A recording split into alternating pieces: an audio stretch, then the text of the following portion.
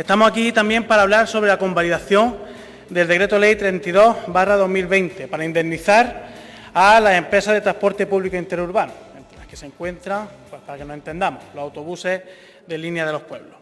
Señora consejera, quiero saber cuándo su Gobierno va a indemnizar la falta de servicio público de autobús a las poblaciones por las tardes, que imposibilita la conciliación familiar, personal y laboral, donde nos hemos encontrado durante el verano y durante el mes de octubre y noviembre que había franjas horarias que no permitían a las personas poder acudir a su puesto de trabajo o a visitar a sus familiares o conciliar la vida familiar en franjas de tarde. Queremos también saber cuándo van a indemnizar a pueblos como el Salar, que cuando terminó la primera ola estuvo semanas sin servicio de autobús. Después nos quejamos aquí de la Andalucía vaciada, pero estuvo semanas este pueblo sin tener comunicación con la capital de provincia. Queríamos saber, señora consejera, cuándo van a indemnizar a los usuarios de las líneas de transporte que tienen que aguantar esta imagen, donde tienen que ir muy juntos, donde no se preserva la distancia social de seguridad y donde no podemos garantizar que se cumpla la protección frente al COVID. También queríamos preguntarle, señora consejera, que cuándo van a indemnizar a los pueblos que le han eliminado servicios directos, como ha ocurrido en Chauchina, y sobre todo en pueblos muy pequeños como Chimenea o como Castillo de Tajarja, donde le han eliminado servicios en horas fundamentales para estos municipios. ¿Cuándo van a poner autobuses en hora punta? Porque ha habido numerosos usuarios que han ido a utilizar el transporte público y no lo han reforzado y se han tenido que quedar sin utilizarlo y se han quedado en tierra. Queremos saber cuándo van a indemnizar a esa población. Señora consejera, si las cosas van mal, siempre las empresas llaman y acuden a la Administración, pero las cosas cuando van bien, qué poco se acuerdan las empresas de la población que demanda mejores servicios, mejores horarios, mejores vehículos, que muchos de ellos están obsoletos y caducados. Señora consejera, ustedes buscan indemnizar un servicio que es muy, y usted lo sabe, muy mejorable, donde nos encontramos con líneas caducadas desde hace más de 12 años, con licitaciones realizadas hace más de 3 décadas en algunos casos, y nos encontramos con los mismos itinerarios de hace 3 décadas, a pesar de que los pueblos hayan crecido donde dejan las líneas de autobús muchísimas zonas blancas, zonas sin cubrir con las líneas que tenemos actualmente. Un servicio donde no atienden a todos los pueblos, donde no unen a los municipios con las cabeceras de comarca y con las sedes judiciales. Un servicio donde deja diferentes zonas sin cubrir, pero no ahora con la pandemia, sino antes de la pandemia. Y le pongo un ejemplo. Los trabajadores y las trabajadoras del Hospital de Baza utilizaban el último servicio de la noche para volver o ir a su puesto de trabajo. Ese servicio fue eliminado antes de la pandemia y lo estaban demandando hace justamente un año que se pusiera ese servicio. Y al final lo que hacemos es impedir la vertebración del territorio. Señora consejera, tampoco existen unas líneas que conecten el servicio de transporte público de autobús con el metro. Y usted lo sabe, tenemos que recurrir a soluciones tan chapuceras como decirle al conductor que va a coger el metro para que te acerque a la rotonda más próxima. Con estas soluciones y con estos mimbres estamos indemnizando a una empresa y a una situación que se tiene que corregir de forma inmediata. Señora consejera, queríamos preguntarle que cuándo va a realizar desde su consejería la nueva planificación del transporte metropolitano y si ustedes, y me temo que no, plantean la gestión directa. Respecto al decreto, en el artículo 1.3 se habla que dicha compensación se produce como consecuencia de la reducción de ingresos debido a la baja demanda, las restricciones impuestas en la ocupación de vehículos para garantizar la debida separación de usuarios, que como hemos visto en la foto no ocurre, y también por el aumento de los costes de desinfección.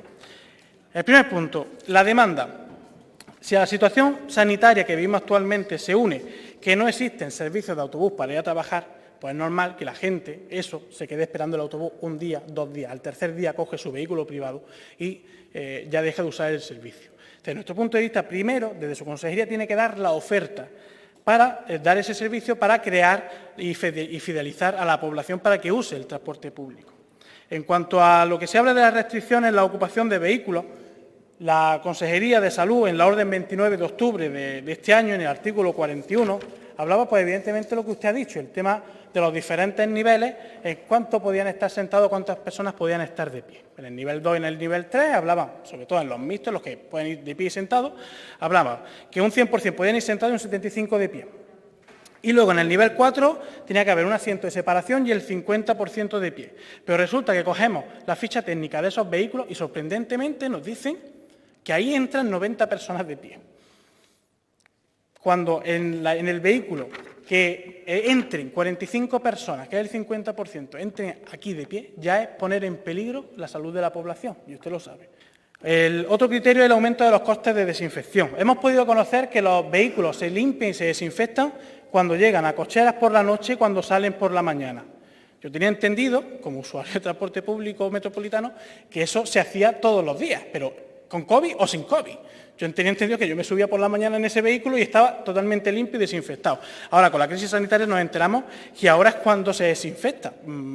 Explíquemelo, señora consejera, cuántas veces se limpiaba previo a la crisis sanitaria. Como vemos, los tres criterios son muy discutibles, porque sobre todo la desinfección obedece a criterios que se tienen que realizar con o sin pandemia.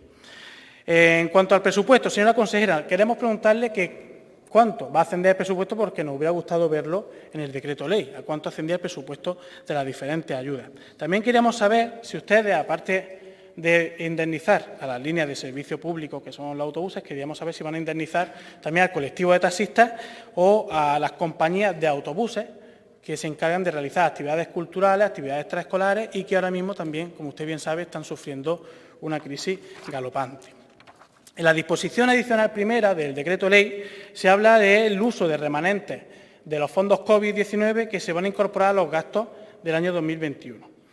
Ustedes, su Gobierno, afirmaban que estos fondos eran totalmente insuficientes, pero si son insuficientes, ¿cómo es posible que haya remanentes?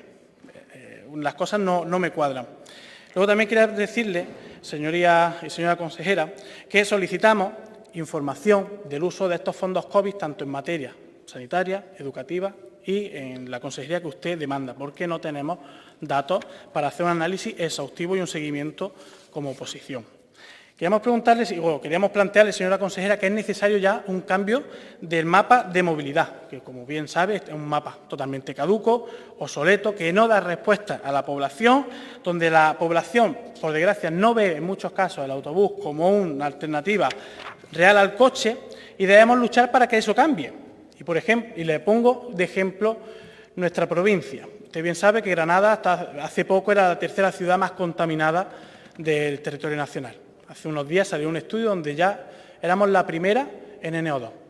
Esto hay que solucionarlo de forma urgente y esto se realiza con un cambio en el mapa de movilidad. Hay estudios que demuestran, señora consejera, la relación que existe entre la virulencia con la que ataca el COVID a la calidad del aire. Es muy importante que actuemos.